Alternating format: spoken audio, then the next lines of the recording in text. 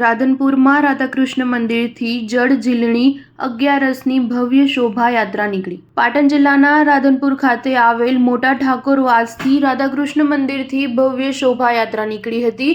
જળ ઝીલણી અગિયારસને લઈને દર વર્ષની જેમ આ વર્ષે પણ ભવ્ય શોભાયાત્રા મોટા ઠાકોરવાસ ખાતેથી રાધનપુર ખાતે આવેલ ઐતિહાસિક અને પૌરાણિક વડપાસર તળાવ ખાતે પહોંચી હતી।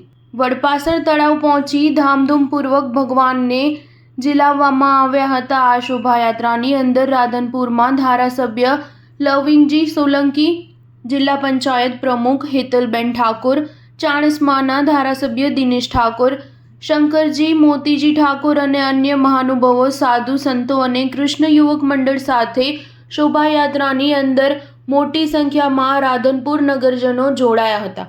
નગરમાં નીકળેલ ભવ્ય શોભાયાત્રાની અંદર લોકોએ હર્ષોલ્લાસપૂર્વક ફટાકડા ફોડી ડીજેના તાલે ઝૂમતા સમગ્ર રાધનપુર નગરમાં ભક્તિમય વાતાવરણ બન્યું હતું। Star news 7 Patan.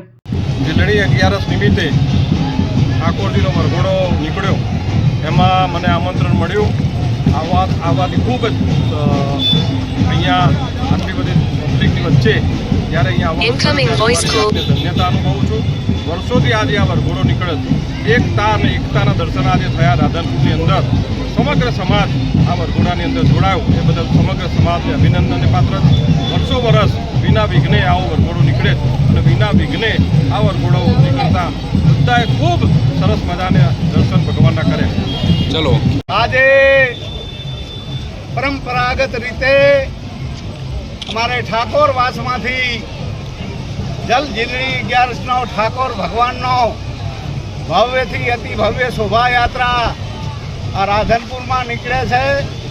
એમાં 18 આલમના લોકો બહુ ઉત્સાહભેર જોડાય છે।